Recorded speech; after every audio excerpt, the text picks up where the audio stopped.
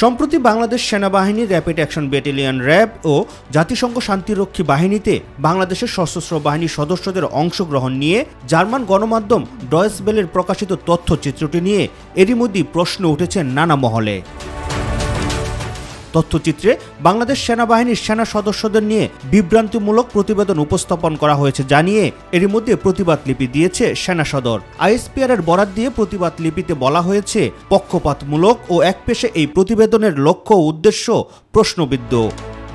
প্রতিবাদ লিপিতে আরও বলা হয়, ডকুমেন্টারিতে সেনাবাহিনীর ফুটেজ ব্যবহার করে অপর একটি আইনশৃঙ্খলা রক্ষাকারী বাহিনীর মানহানি করাই এর অভিপ্রায় ছিল।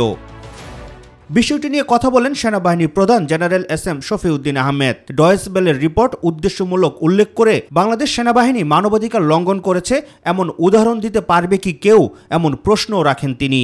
যেই কথা বারে বারে তারা বলেছে, কিন্তু জাতিসংঘ সদর দপ্তর তারা কোনো ব্যবস্থা নেয়নি। জাতিসংঘ সদর দপ্তর ব্যবস্থা তো তখনই নেবে যখন আমাদের বিরুদ্ধে দোষ পায়। এরকম একপেশে উদ্দেশ্যমূলক একটা প্রতিবেদন আমরা তীব্র প্রতিবাদ জানিয়েছি সেনা সদর। ডয়েচ বেলের প্রতিবেদনটি বিশেষ এজেন্ডা ভিত্তিক কিনা সে নিয়ে সংশয় প্রকাশ করেন তথ্য ও সম্প্রচার প্রতিমন্ত্রী মোহাম্মদ এ আরাফাত। ইডব্লিউ একটা রিপোর্ট করেছে হিউম্যান রাইটস নিয়ে। অদ্ভুতভাবে অবাক হলাম, শ্রীলঙ্কার কনটেক্সটের সাথে বাংলাদেশ নিয়ে এসেছে। তাদের যদি হিউম্যান রাইটসের প্রতি এত কমিটমেন্ট থাকে, সেটা প্রমাণ তারা দিক।